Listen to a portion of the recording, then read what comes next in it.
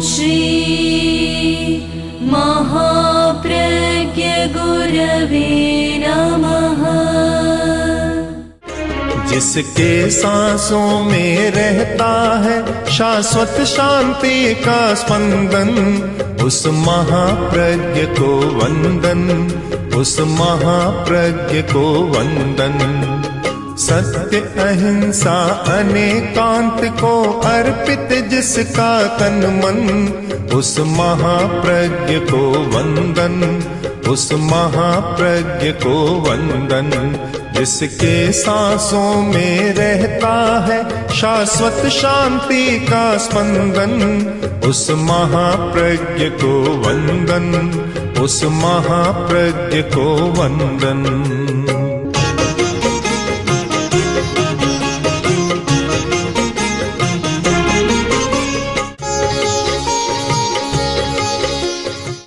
हमारे सामने 3 शब्द हैं, क्रिया, प्रतिक्रिया और अक्रिया। हम कुछ करते हैं, वह हमारी क्रिया है, और अपनी स्वतंत्र इच्छा से नहीं करते, किंतु किसी दूसरे निमित्त के आधार पर हम कुछ काम करते हैं, वह हमारी प्रतिक्रिया। और अक्रिया जो हम करते नहीं है। अक्रिया का संबंध बहुत तत्वों से है। ध्यान भी अक्रिया है, एकाग्रता, निर्विचार अवस्था सब अक्रिया है, और आलस्य भी अक्रिया है, कुछ नहीं करता। तो अक्रिया का क्षेत्र तो अच्छा बुरा दोनों है, दोनों बहुत व्यापक है। क्रिया और प्रतिक्रिया, इन दोनों का संबंध है।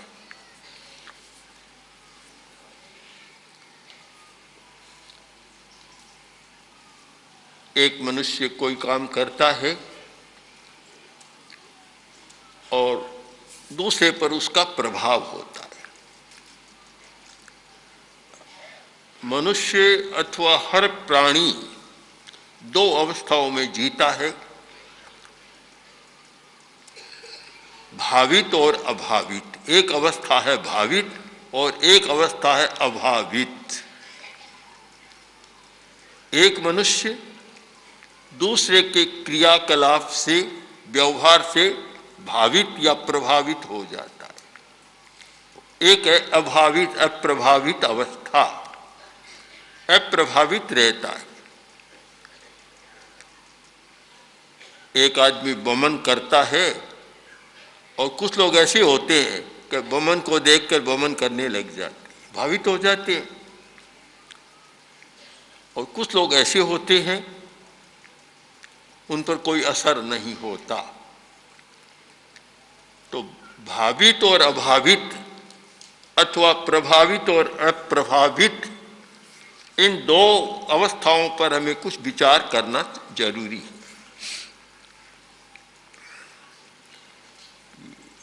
जिसका मनोबल, आत्मबल और साथ साथ शरीर बल इतना मजबूत होता है कि वह प्रभावित नहीं होता।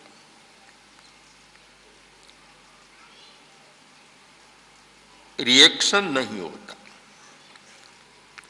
जहर भी खाने में आ गया तो प्रभावित नहीं होता, जहर कुछ भी नहीं करता उसको। सांप काट गया तो अभी वह प्रभावित नहीं होता। शरीर के स्तर पर अप्रभावित। किसी ने गाली दी, निंदा की, कड़वी बात कही तो भी प्रभावित नहीं होता, अप्रभावित रहता है। इसका कारण कि उसका मनोबल बहुत ज्यादा है। तो मनोबल के आधार पर एक अवस्था बनती है कि वह अप्रभावित रह सकता है। और बड़े बड़े साधक और संत जो अप्रभावित रहे, प्रतिकूल घटनाओं की स्थिति में, प्रतिकूल परिस्थितियों में भी वे प्रभावित नहीं हुए, इसका हेतु कि उनका मनोबल इतना विकसित हो गया कि वे घटनाएं उस मनोबल के सामने बहुत छोटी हो गई, बौनी बन गई, इसलिए प्रभावित नहीं हो सके। पूरा संतों का इतिहास है कि कष्ट देने वालों की कमी नहीं रही तो उनकी सहनशीलता में भी कमी नहीं रही, कोई प्रतिक्रिया नहीं, मुक्त रहे प्रतिक्रिया से, क्योंकि वे प्रभावित ही नहीं हुए।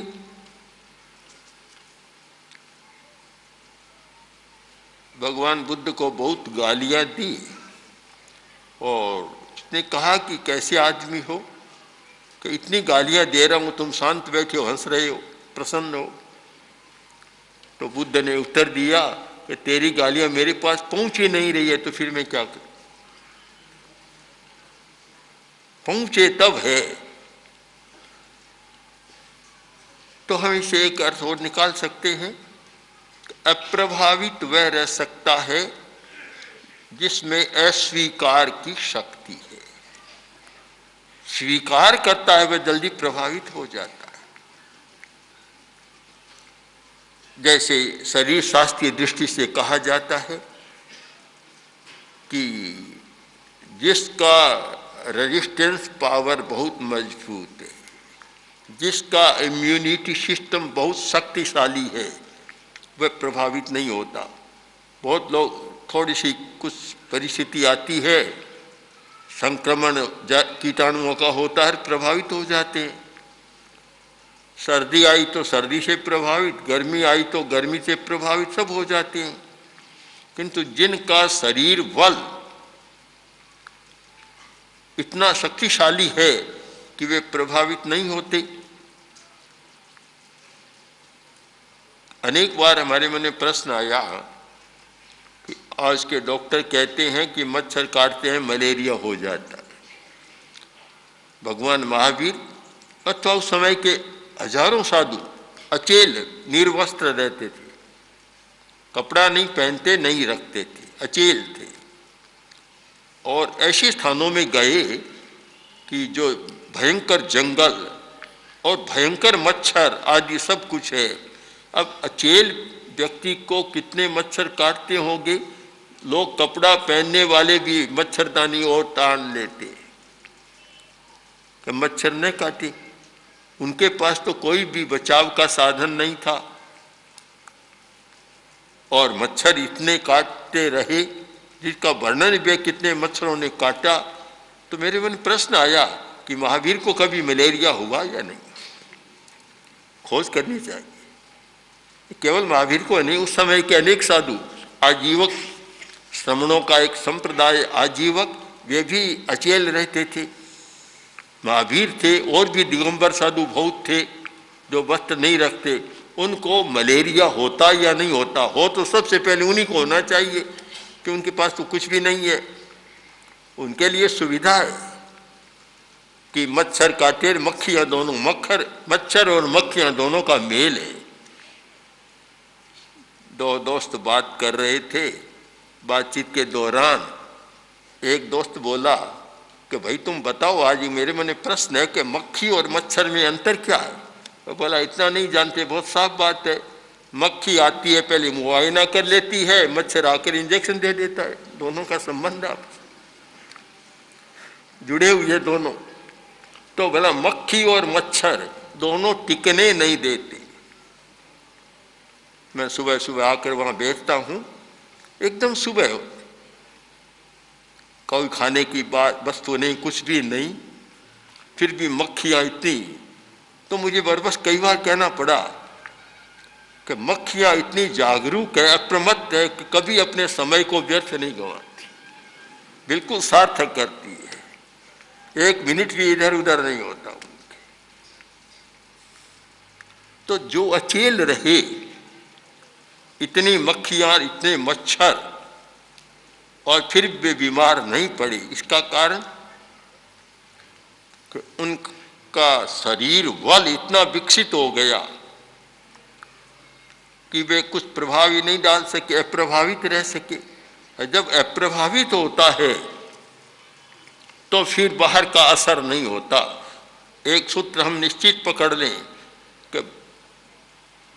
बाहर का असर उस व्यक्ति पर होता है कि जिसका शरीर बल और मनोबल और आत्मबल तीनों कमजोर होते हैं, तो वह तत्काल बाहर से प्रभावित हो जाता है।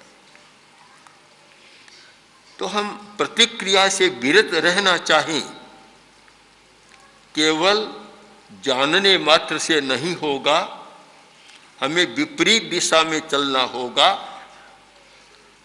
कि शरीर बल भी बढ़ाएं, मनोबल भी बढ़ाएं और आत्मबल बढ़ाएं, तो फिर प्रतिक्रिया से विरति अपने आप हो जाएगी। हम अप्रभावित रहना सीख जाए, अप्रभावित, उससे प्रभावित न हो, अप्रभावित रहने की साधना करें। शरीर बल बढ़ाया जा सकता है, औषध के द्वारा भी बढ़ाया जा सकता है। आयुर्वेद में बहुत विधान है, सभी चिकित्सा पद्धतियों में विधान है कि शरीर बल बढ़े, किंतु उनकी अपेक्षा अधिक प्रभावशाली है कायाकल्प का प्रयोग। कायाकल्प, आयुर्वेद में कायाकल्प का विधान है। बहुत कठिन प्रक्रिया है जिससे पूरे शरीर का नया रूप कर दिया जाए। कन्हैयालाल जी जो अभी सन्यासी है, राम शरण जी, उन्होंने मेरे सामने ही, मेरे देखते देखते ही ये कायाकल्प का प्रयोग किया था। काफी कठिनाई होती है उसमें, भीतर ही रहना, भीतर सारा धूप न लगे, आदि आदि कठोर विधान है आयुर्वेद का, कायाकल्प का विधान। एक यौगिक विधान भी है जिसका प्रेक्षा ध्यान के संदर्भ में हमने विकास किया, कायाकल्प का प्रयोग। अगर वह कायाकल्प का प्रयोग निरंतर चलता रहे तो शरीर का बल बढ़ता चला जाता है। बुढ़ापे में भी बल बढ़ता है, केवल जवानी में नहीं, बुढ़ापे में भी बढ़ सकता है। कायाकल्प जिसका तुम स्वस्थ रह सकते हो, इस पुस्तक में पूरा विवरण है कि आनख शिखम, साहित्य में, काव्यों में आता है आनख शिखम, जहाँ सौंदर्य का वर्णन करते हैं। आनख शिखम, नख से लेकर और शिखा तक, चोटी तक उसका वर्णन करते हैं। आनख शिखम, तो ये कायोसर का प्रयोग भी आनख शिखम है। दोनों पैर के अंगूठों से शुरू करें और प्रयोग करते करते, शरीर को देखते देखते कायोसर की मुद्रा में शिथिलीकरण के साथ एक एक अवयव को देखते देखते नख से शिख तक, शिखा तक आ जाए। वह एक पूरी प्रयोग की पद्धति है। इस प्रयोग से काया का बल बढ़ता है। शरीर बल, यह भी बहुत जरूरी है। शरीर से दुर्बल है, उसे गुस्सा भी जल्दी आता है, वह चिड़चिड़ा भी जल्दी होता है, थोड़ी बात में घबरा भी जाता है। तो शरीर बल का भी कम महत्व नहीं है, चाहे तो सामाजिक कार्य का क्षेत्र हो और चाहे साधना का क्षेत्र हो। शरीर बल तो सब जगह जरूरी है। इसी संदर्भ में शायद भगवान महावीर ने कहा था कि जरा जावन पीड़ेई बाही जावन बद्धई, जाविंद्रियान हायंती ताव धम्मम समायरे। साधना करो, धर्म की आराधना करो, कब तक? कि जब तक बूढ़ापा न आए। बूढ़ापा आने के बाद फिर कर नहीं पाओगे। बूढ़ापे से मतलब अवस्था से न ले, शरीर बल जब तक बना रहे। बाही जावन बद्धई, और जब तक शरीर निरोग रहे, स्वस्थ रहे, शरीर में रोग न व्यापे तब तक, और जब तक इंद्रियां हीन न हो, इंद्रियों की शक्ति बरकरार रहे, ताव धम्मम समायरे, तब तक धर्म का आचरण करो। बहुत सुंदर निर्देश है कि हमारी अप्रभावित दशा में बाधा डालने वाली ये तीनों चीजें हो सकती है। कि बूढ़ा आदमी जल्दी प्रभावित हो जाता है, रोगी आदमी जल्दी प्रभावित होता है, और इंद्रियां कमजोर है वह भी जल्दी प्रभावित होता है। इंद्रियां भी मजबूत रहे, इंद्रियों की शक्ति भी बनी रहे, शरीर में रोग न हो, स्वास्थ्य बना रहे और बुढ़ापा न आए, यानी शक्तिहीनता न आए। ये तीन अवस्था में तो आदमी अप्रभावित रह सकता है, क्योंकि शरीर बल मजबूत है तो वह काफी अप्रभावित रह सकता है और सह लेता है, सहन करने की शक्ति उसकी रहती है, उसमें प्रतिक्रिया कम होती है। रोगी में बहुत जल्दी प्रतिक्रिया होती है, बूढ़े आदमी में भी जल्दी होती है, और इंद्रियां कमजोर है उसमें भी प्रतिक्रिया बहुत जल्दी होती है।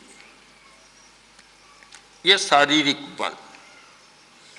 दूसरा हमारा है मनोबल, मानसिक बल, जिसमें मनोबल कम है, छोटी सी बात से प्रभावित होता है, और शायद इसीलिए कहावत चली होगी कि कैसा आदमी है राई को पहाड़ बना देता है। बात तो राई जितनी होती है और उस बात को पहाड़ बना देता है। कभी कुछ बात नहीं थी, साधारण थी, पर इसने महाभारत बना दिया।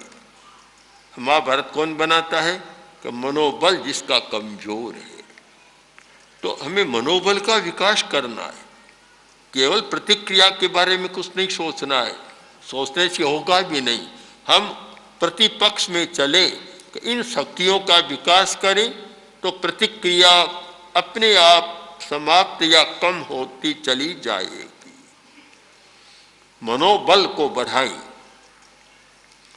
कैसे बढ़े मनोबल? मन की शक्ति कैसे बढ़े? यदि हम श्वास के साथ प्राण ग्रहण का प्रयोग करना सीख जाएं तो मनोबल का विकास अच्छा हो सकता है। हम जो श्वास लेते हैं तो एक शरीर शास्त्र की दृष्टि से कहा जाएगा कि ऑक्सीजन पूरा जा रहा है।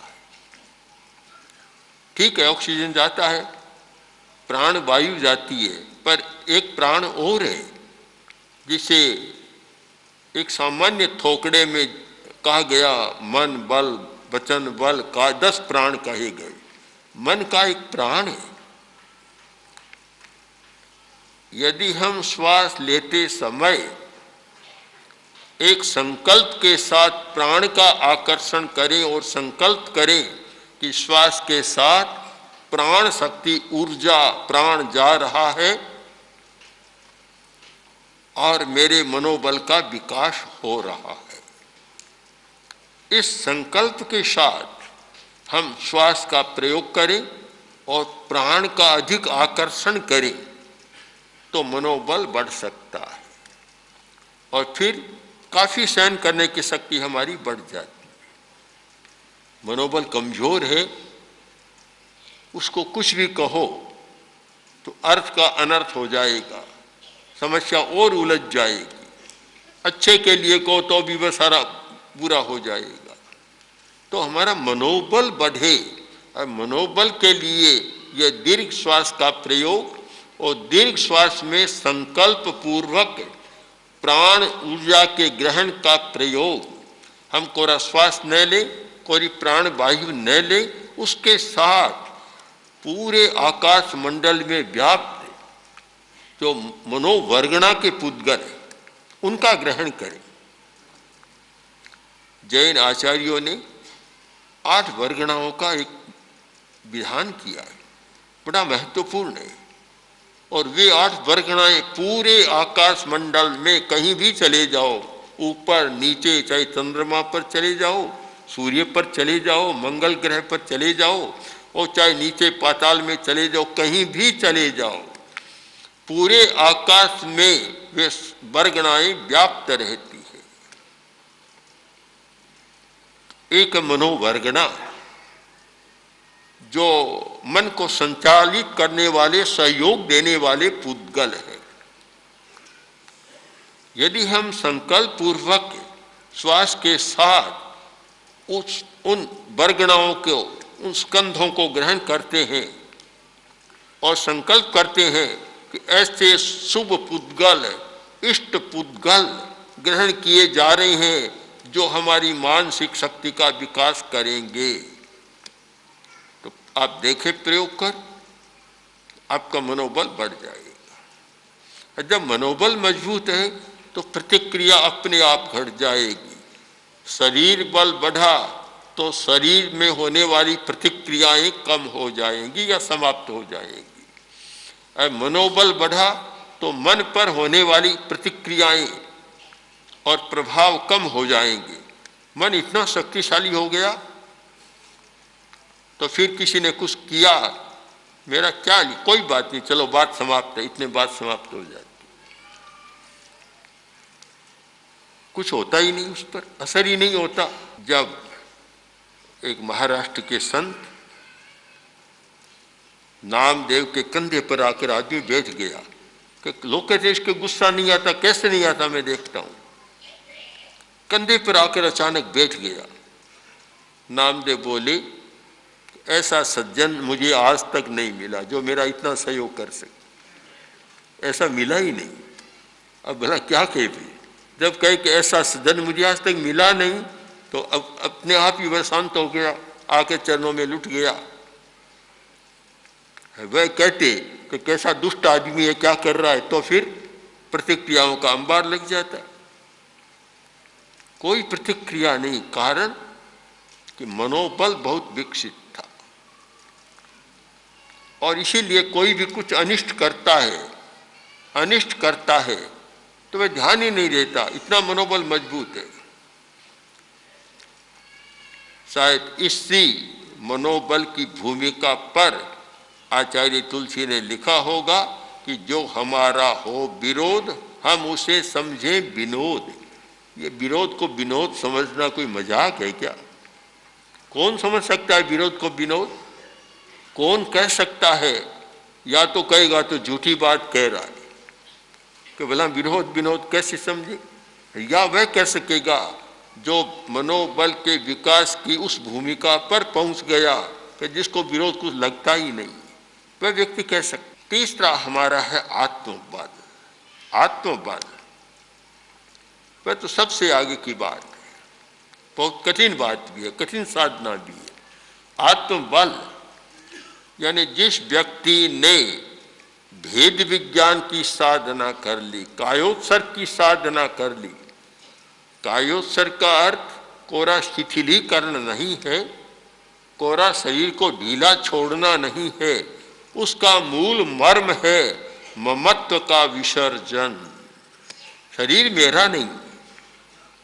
अब जब शरीर मेरा नहीं है तो फिर धन किसका होगा, मकान किसका होगा? साधु साधियों की दृष्टि से देखें तो ये पात्र पात्रियां रजोहरण किसके होंगे जब शरीर भी मेरा नहीं है?